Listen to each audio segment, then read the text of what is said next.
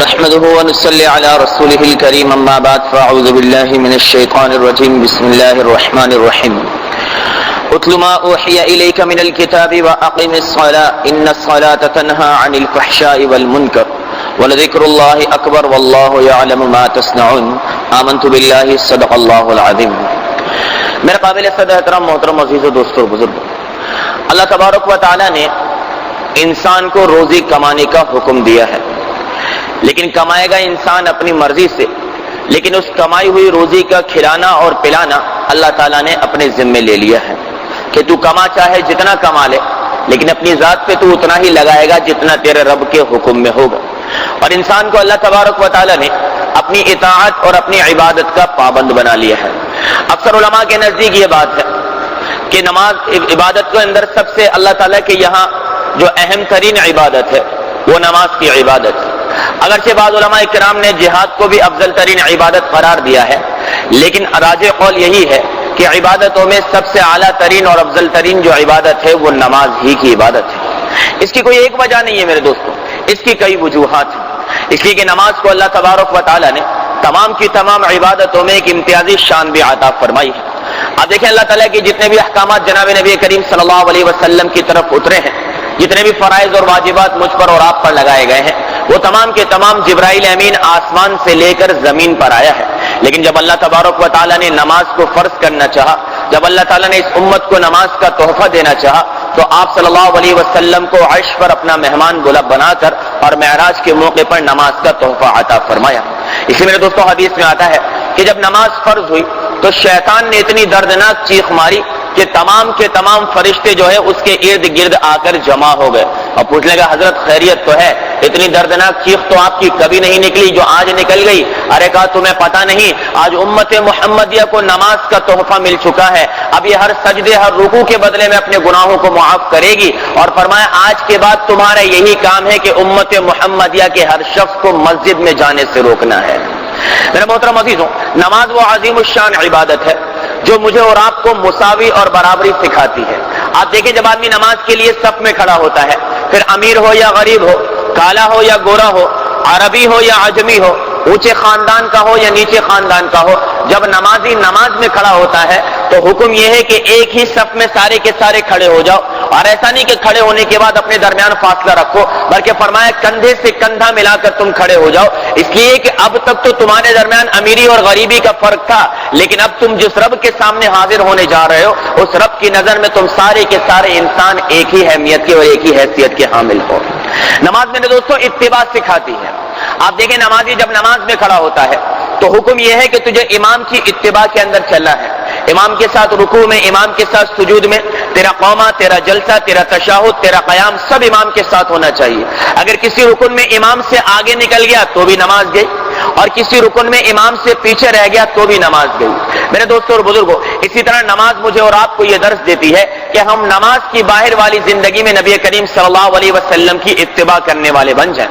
آپ صلی اللہ علیہ وسلم میرے اور آپ کے امام ہیں، اس لیے نبی کریم صلی اللہ علیہ وسلم کی زندگی سے نہ بہت زیادہ آگے جانا ہے کہ بدعات اور شرک کے اندر مبتلا ہو جائیں، نہ نبی صلی اللہ علیہ وسلم کی زندگی سے بہت زیادہ پیچھے رہنا ہے کہ ہم گناہوں کے اندر مبتلا ہو جائیں، بلکہ بالکل اتباع رسول صلی اللہ علیہ وسلم کے اندر زندگی گزارنی ہے۔ یہی درس مجھے اور آپ کو ہر نماز کے اندر دیا جاتا ہے۔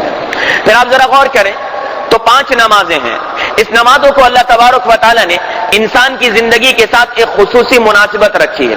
فجر کی نماز میں دن کی ابتدا ہوتی ہے، اس کی مناسبت اللہ تعالیٰ نے بچپن کے ساتھ رکھی ہے۔ ظہر کی نماز میں سورج بالکل عروج پہ آتا ہے، اس کو اللہ تعالیٰ نے جوانی کے ساتھ مناسبت دی ہے۔ عصر کی نماز میں سورج ڈھل جاتا ہے، اس کو اللہ تعالیٰ نے بڑھاپے کے ساتھ مناسبت دی ہے۔ مغرب کی نماز میں سورج غروب ہو جاتا ہے، اس کو اللہ تعالیٰ نے موت کے ساتھ مناسبت دی ہے۔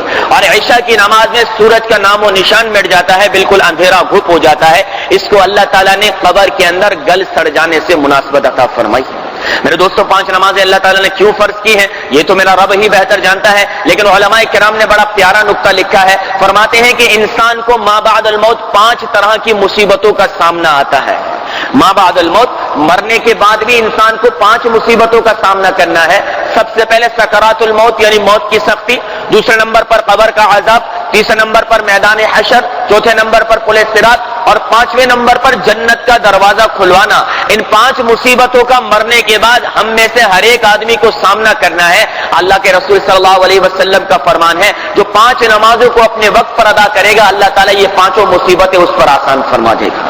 میرے محترم عزیزو، یہ نمازیں جو مجھے اور آپ کو ملی ہیں کوئی اتنی ہلکی نمازیں نہیں ہیں، اس لیے مولانا اشرف علی تھانوی صاحب رحمۃ اللہ علیہ نے لکھا ہے کہ فجر کی نماز سب سے پہلے سیدنا آدم علیہ السلام نے ادا فرمائی، ظہر کی نماز سب سے پہلے حضرت ابراہیم علیہ السلام نے ادا فرمائی، عصر کی نماز سب سے پہلے سیدنا یونس علیہ السلام نے ادا فرمائی، مغرب کی نماز سب سے پہلے حضرت ایوب علیہ السلام نے ادا فرمائی، اور عشاء کی نماز سب سے پہلے سیدنا موسیٰ علیہ السلام نے ادا فرمائی ہے۔ نماز وہ عظیم الشان عبادت ہے میرے دوستو کہ ہم دنیا میں جتنی بھی عبادتیں ہم پر فرض کی گئی ہیں 2 رکعت میں اس سب کا مزہ نماز میں انسان لوٹ لیتا ہے۔ آپ دیکھیں ایک روزہ ایک عبادت ہے، حکم کیا ہے کہ روزہ رکھ کر نہ کھانا ہے نہ پینا ہے نہ اپنی خواہشات کو پورا کرنا ہے، 3 حکم روزے کے بتائے گئے ہیں۔ آپ دیکھیں جب ایک آدمی اللہ اکبر کہہ کر نماز پڑھتا ہے اب نہ کھا سکتا ہے نہ پی سکتا ہے نہ اپنی خواہش کو پورا کر سکتا ہے، تو ایک نماز کے اندر روزے کی شان بھی نظر آ رہی ہے۔ نماز کے اندر آپ کو زکات کی شان نظر آئے گی کہ زکات کی شان یہ ہے کہ اس میں انسان اپنا مال خرچ کرتا ہے۔ نماز کا ایک فرض ہے کہ انسان کو اپنی سطر ڈھانپنی ہے، عورت کے لیے سر کے بال سے لے کر پیر کے ناخن تک یہ پورا کا پورا جسم سطر ہے، اس لیے کسی عورت کے دوران نماز اگر بال کھلے رہ جائیں گے تو اس کی نماز مکروہ تحریمی ہو جائے گی، یعنی بالکل ٹوٹنے کے قریب ہو جائے گی۔ بعض علماء نے تو فرمایا کہ عورت کے بال اگر نماز میں باہر رہ گئے اس کی چادر سے تو نماز فاسد ہو جاتی ہے۔ اس لیے بعض عورتیں جو بہت چھوٹی چادر کے اندر نماز پڑھتی ہیں کہ جن میں ان کے ہاتھ بھی صحیح طریقے سے نہیں چھپتے ہیں، ایسی اور چادروں کے اندر نماز پڑھنے سے عورتوں کی نماز نہیں ہوا کرتی ہے۔ تو فرمایا کہ عورت کے لیے جو سطر ہے وہ سر سے بال سے لے کر پاؤں کے ناخن تک، مرد کی سطر ناف سے لے کر گھٹنوں تک ہے۔ سطر کے لیے کپڑا خریدنا پڑتا ہے جس کے لیے پیسہ خرچ ہوتا ہے، زکات کی شان بھی پیسہ خرچ کرنا ہے، تو نماز میں بھی آپ کو زکات کی شان نظر آئے گی۔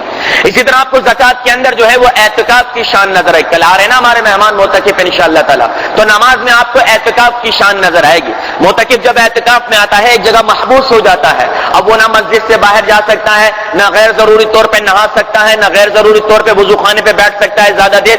اپنے کاموں کو جلد سے جلد مسجد سے باہر نمٹا کر مسجد میں آنے کا حکم دیا گیا ہے۔ آپ دیکھیں جب نمازی نماز میں کھڑا ہوتا ہے تو وہ بھی ایک جگہ محبوس ہو جاتا ہے، ایک جگہ قید ہو جاتا ہے، اسے ایک جگہ سے دوسری جگہ جانے کی اجازت نہیں ہوتی۔ تو آپ کو نماز میں اعتکاف کی شان بھی نظر آئے گی۔ آپ کو نماز میں حج کی شان بھی نظر آئے گی۔ حج کے اندر کیا حکم ہوتا ہے کہ بیت اللہ کا اکرام کرنا ہے، بیت اللہ کی عزت اور اس کا احترام کرنا ہے، اس کا طواف کر کے اپنی فرمایا اللہ کی بڑائی کا اظہار کرنا ہے۔ اسی طرح نماز کے اندر فرض یہ ہے کہ نمازی نماز کے اندر قبلے کی طرف اپنے چہرے کو کرے گا۔ اگر کسی کا چہرہ قبلے سے ہٹ گیا تو اس کی نماز نہیں ہوگی۔ تو آپ کو نماز کے اندر حج کی شان بھی نظر آئے گی۔ اس طرح نماز میں قربانی کی شان بھی موجود ہے۔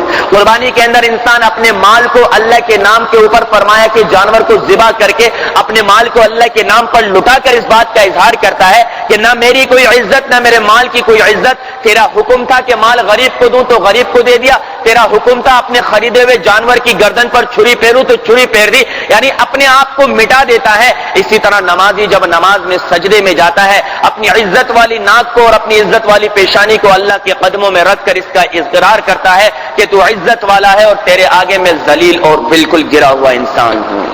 میرے محترم عزیزو دوستو اور بزرگوں، نماز وہ عظیم الشان عبادت ہے کہ جس میں تمام عبادتوں کو اللہ نے جمع کیا۔ عبادتیں کیا ہوتی ہیں؟ بعض عبادتیں فرض ہیں، نماز، روزہ، زکات، حج۔ بعض واجب ہیں، عیدین کی نماز ہو گئی، وتر ہو گئے، فرمایا یہ واجب ہے۔ بعض سنن ہوتی ہیں، بعض مستحب ہوتی ہیں۔ 2 رکعت آپ نماز پڑھیں گے، آپ 6 فرائض ادا کریں گے، 52 سنتیں ادا کریں گے جن میں اکثر مؤکدہ ہیں، 14 واجبات ادا کریں گے اور 5 یا 6 مستحبات 2 رکعت نماز کے اندر اللہ تعالیٰ آپ کو پڑھنے کا ثواب عطا فرمائے گا۔ پھر ذکر اللہ کی 8 قسمیں ہیں۔ زبان سے جو آدمی ذکر کرتا ہے 8 طرح سے کرتا ہے، یا سبحان اللہ کہے گا، یا الحمدللہ کہے گا، یا اللہ اکبر کہے گا، یا لا الہ الا اللہ پڑھے گا، یا درود شریف پڑھے گا، استغفار پڑھے گا، دعا پڑھے گا، یا قرآن مجید پڑھے گا۔ زبان سے 8 طرح کی عبادتیں انسان کی نکلتی ہیں، اس کے علاوہ کوئی عبادت نہیں نکلتی۔ جو بھی عبادت زبان سے نکلے گی ان 8 کے اندر ہوگی۔ 2 رکعت نماز کے اندر آپ کو یہ 8 کی 8 چیزیں اللہ تبارک و تعالیٰ نے عطا فرما دی ہیں۔ پھر اللہ تبارک و تعالیٰ کی بے شمار مخلوقات ہیں. ہر مخلوق کی جو عبادت اس وقت کائنات میں ہو رہی ہے، تمام کی تمام مخلوقات کی اللہ نے آپ کو 2 رکعت میں عطا فرما دی. چنانچہ علماء کرام فرماتے ہیں یہ جتنے 4 پائے والے جانور ہیں نا، 4 پاؤں سے چلنے والے، یہ رکوع میں اللہ کی عبادت کر رہے ہیں، اللہ تعالیٰ نے آپ کو نماز میں رکوع عطا فرما دیا. اور فرمایا جتنے رینگنے والے جانور ہیں یہ سجدے میں اللہ کی عبادت کر رہے ہیں، اللہ تعالیٰ نے آپ کو سجدہ عطا فرما دیا. یہ جتنے درخت سیدھے کھڑے ہیں یہ قیام میں اللہ کی عبادت کر رہے ہیں، اللہ تعالیٰ نے آپ کو قیام دے دیا. یہ جتنے پہاڑ ہیں یہ تشہد یعنی قاعدے میں اللہ کی عبادت کر رہے ہیں، اللہ تعالیٰ نے آپ کو قاعدہ دے دیا. آپ فرشتوں کی طرف آئیں میرے دوستوں تو بعض فرشتے آپ کو ایسے نظر آئیں گے جو قیام میں ہے تو صرف قیام میں ہے، بعض رکوع میں ہے تو صرف رکوع میں ہے، بعض سجدے میں ہے تو صرف سجدے میں، بعض تشہد میں ہے تو صرف تشہد میں. ہر فرشتے کی ایک ایک عبادت کو اللہ نے تقسیم کر دیا، اس کو وہی روک دیا گیا. لیکن اللہ تعالیٰ نے مجھے اور آپ کو 2 رکعت نماز کے اندر اربوں خربوں فرشتوں کی عبادتوں کا ثواب حاصل کرنے کا موقع دے دیا ہے. اس لیے میرے محترم عزیزوں دوستوں اور بزرگوں، نماز تمام عبادتوں میں سب سے عظیم الشان عبادت ہے، کیونکہ میرے محبوب کا فرمان ہے الصلاۃ عماد الدین، نماز دین کا ستون ہے. جس نے اس کو قائم کیا اس نے دین کو قائم کیا، جس نے اس کو گرا دیا اس نے دین کو گرا دیا. کیونکہ میرے محبوب کا فرمان ہے الصلاۃ معراج المؤمن، نماز مومن کی معراج ہے. کیونکہ جب ایک نمازی نماز میں کھڑا ہوتا ہے وہ اللہ اکبر کہہ کر جب ہاتھ باندھتا ہے، اللہ تعالیٰ 7 آسمانوں کو بیچ سے ہٹاتا ہے، فرشتوں کو بیچ سے ہٹا کر براہ راست اپنے بندے کی زیارت کرتا ہے، براہ راست اپنے بندے سے ملاقات کرتا ہے، براہ راست اپنے بندے سے اللہ تعالیٰ بات کرتا ہے. آپ صلی اللہ علیہ وسلم کا فرمان ہے قرۃ عینی فی الصلاۃ، کہ میری آنکھوں کی ٹھنڈک نماز میں ہے. تو جو میرے محبوب کی آنکھوں کو ٹھنڈا کرنا چاہتا ہے وہ نماز کا اہتمام کر کے میرے محبوب کے سامنے قیامت کے دن حاضر ہونے والا بن جائے. آپ صلی اللہ علیہ وسلم کا فرمان ہے کہ جنت کی جو کنجی ہے وہ نماز کے اندر رکھی گئی ہے. آپ صلی اللہ علیہ وسلم کا فرمان ہے کہ النفاق، کیا فرمایا آپ صلی اللہ علیہ وسلم کہ الجفا کل الجفا، بے وفائی ہے اور بہت بڑی بے وفائی ہے. صحابہ کرام کا مجمع، سارا ماننے والا، سارا لٹانے والا، سارا مٹنے والا، اور اللہ کے رسول فرما رہے الجفا کل الجفا، بے وفائی ہے اور بہت بڑی بے وفائی ہے. پھر کیا فرمایا والنفاق، اور منافقت ہے، بہت بڑی منافقت ہے. صحابہ کرام بے چین اور بے قرار. عبداللہ ابن مسعود رضی اللہ تعالی عنہ فرماتے ہیں جب اللہ کے رسول کی زبان سے ہم نے بے وفائی اور منافقت کے الفاظ سنے تو قریب تھا کہ ہمارے سینے پھٹ جاتے کہ یا رسول اللہ آپ کے حکم پر ہم قربان. ایسی بات. اس کے بعد اللہ کے رسول نے فرمایا کہ بے وفائی ہے بہت بڑی بے وفائی، منافقت ہے بہت بڑی منافقت. من سمع المنادی فلم یجب، جو اذان کی آواز کان میں سننے کے باوجود نماز کے لیے نہ آئے، اس سے بڑا بے وفا اور منافق دنیا میں کوئی نہیں ہے. میرے محبوب کا فرمان ہے کہ بندے اور کفر کو ملانے والی چیز نماز ہے. نماز کا چھوڑنا انسان کو کفر میں داخل کر دیتا ہے. ایک سجدے کا انکار کیا شیطان نے میرے دوستوں، ایک سجدے کا. اللہ نے فرمایا فخرج منها فانك رجیم. عابد ایسا، میں نے پچھلے دنوں عرض کیا، عابد ایسا کہ چپے چپے میں سجدے کرتا رہا کرتا رہا کرتا رہا کرتا رہا، ایک کا منع کر دیا. عالم ایسا کہ اللہ تعالیٰ سے باتیں کرتا، اور عارف ایسا کہ اللہ کی ذات کو پہچانتا، ایک سجدے کا انکار کیا. وہ بھی دلیل اس کے پاس موجود تھی، ہمارے پاس بھی دلیل ہے نا، اس کے پاس بھی دلیل موجود تھی. ایک کا انکار کیا، اللہ نے کہا فخرج منها فانك رجیم. آج ایک مسلمان 5 نمازیں چھوڑ کر 96 سجدوں کا انکار کرتا ہے. 96 سجدوں کا مسلمان انکار کرتا ہے 5 نمازیں چھوڑ کر. تو ایک سجدے پر اللہ اتنے بڑے عبادت گزار کو ملعون بنا دے. اگر ہم 96 سجدوں کا انکار کریں گے میرے دوستوں تو اللہ تعالیٰ میرا اور آپ کا کیا حال کرنے والا بنے گا. اس لیے نبی کریم صلی اللہ علیہ وسلم جب دنیا سے جانے لگے 2 باتیں ارشاد فرمائی. لوگوں، ایک تو اپنی بیوی کے ساتھ اچھا برتاؤ کرنا، دوسرے نمبر پر سلاد سلاد سلاد، اور نماز نہ چھوڑنا نماز نہ چھوڑنا نماز نہ چھوڑنا. اس لیے کہ آپ صلی اللہ علیہ وسلم نے فرمایا کہ تم میں سے جس کسی کی ایک نماز بھی فوت ہو گئی وہ نقصان کے اعتبار سے ایسا ہے جیسا اس کے گھر بار بیوی بچے مال و دولت سب برباد ہو گیا. کیا مطلب؟ یعنی جتنی تکلیف تجھے اپنے ماں باپ، اپنی اولاد، اپنی بیوی، اپنے کاروبار کے نقصان کے ساتھ ہوتی ہو، ان کی موتوں کے ساتھ ہوتی ہو، اتنی تکلیف تجھے ایک نماز کے چھوڑنے کے ساتھ بھی ہونی چاہیے. تو اللہ تعالیٰ نے آج آپ کو اس رمضان کے مہینے میں یہاں بٹھا کر اس مسجد کو لدالت بھروا کر اس بات کو ثابت کر دیا ہے میرے دوستوں کہ نماز کا پڑھنا کوئی مشکل کام نہیں ہے. کوئی مشکل کام نہیں ہے، سستی میری اور آپ کی اپنی ہے۔ اس لیے جس طرح آج ہم یہاں انشاءاللہ فجر کی نماز میں اس اللہ کے گھر کو آباد کرنے والے بنے ہیں، عزم اور ارادہ کیجئے میرے دوستوں کہ آج کے بعد انشاءاللہ تعالی بما فجر کی نماز کے ہماری کوئی بھی نماز انشاءاللہ تعالی نہیں چھوٹے گی۔ ہر نماز کے بعد اللہ سے یہ مانگا کیجئے کہ دیکھ میرے مولا، سارا میں رات کو سویا بھی دیر سے، پوری رات جاگا، پھر بھی تو نے ہمت دی کہ نماز تو نماز بیان کے لیے بھی آ کر بیٹھ گیا۔ جب مجھ میں اتنی طاقت اور ہمت ہے تو وہ سستی اور کاہلی جو میرے اندر تجھ سے دور کرنے کا مجھے سبب بنتی ہے، یا اللہ اس کو دور کر کے تو مجھے روز نماز میں آنے کی توفیق عطا فرما دے۔ اس لیے میرے دوستوں اور بزرگوں کے مانگنا پڑے گا۔ اللہ تعالیٰ تو بے نیاز ہے، اللہ الصمد، کیا فرمایا؟ اور سارے کے سارے منکر ہو جاؤ، بس پڑے رن چھوڑ لائن کا کوئی آدمی نماز، خلفائے راشدین، بانگی مسجد، بیچ والی مسجد اور فرمایا پاکستان مسجد، یہ سب مسجدوں کو کلوز، تارے لگا دو، مجھے کوئی فرق نہیں پڑتا، اس لیے کہ میرے عابد بہت سارا ہے۔ اور اگر تم سارے کے سارے ایسے عابد بن جاؤ کہ کوئی تمہارا جوان فرمایا کہ بالغ مرد گھر میں نہ ہو، سب نماز کے لیے آ جائیں اور سب سجدے کرتے رہیں، تو بھی میری شان میں کوئی بڑائی آنے والی نہیں ہے، اس لیے کہ وہ بے نیاز ذات ہے، جو مانگے گا اسے ملے گا میرے دوستوں، اور جو اپنے آپ کو فرمایا منگتا نہیں بنائے گا تو اللہ تعالیٰ اس کو عطا بھی نہیں کرے گا۔ اس لیے میرے محترم عزیزو، دوستوں اور بزرگوں، اللہ نے زندگی تو کل تھوڑی نماز پر اور بات چلائیں گے، لیکن آج میں اور آپ یہ عزم اور ارادہ کریں اللہ کے دربار میں اور اپنے دل کی طلب کے ساتھ یہ اللہ تعالیٰ سے مانگے کہ میرے مولا جس طرح تو رمضان میں ہمیں 30 دن فجر میں حاضری کی توفیق دیتا ہے، اے اللہ موت تک ہر فرض نماز کو باجماعت یوں ہی مسجد میں ادا کرنے کی توفیق عطا فرما۔